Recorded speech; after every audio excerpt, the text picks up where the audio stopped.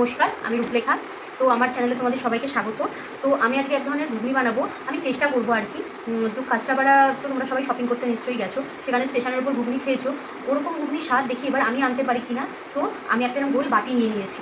তো ঘুগনিটা ঠিক এরকম দেখতে হয়েছিল। তো আমরা একটা বাটি নিয়ে নেব, তার মধ্যে ঘুগনিটা ঢেলে দেবো।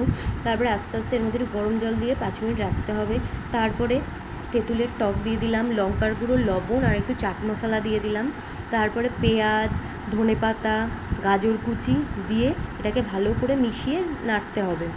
তারপরে ভালো করে নেড়ে তারপরে এর মধ্যে দিতে হবে এক টুকরো এর মধ্যে দিতে হবে ঝুরি ভাজা, এক টুকরো লেবু, একটু সস, একটু কাসুন্দি দিয়ে ভালো করে নাড়লে এটা রেডি হয়ে গেছে, আমাদের এটা রেডি হয়ে গেছে। এটা ঠিক এইরকম স্ট্রাকচার দেখতে এসেছে, এইরকম দেখতে।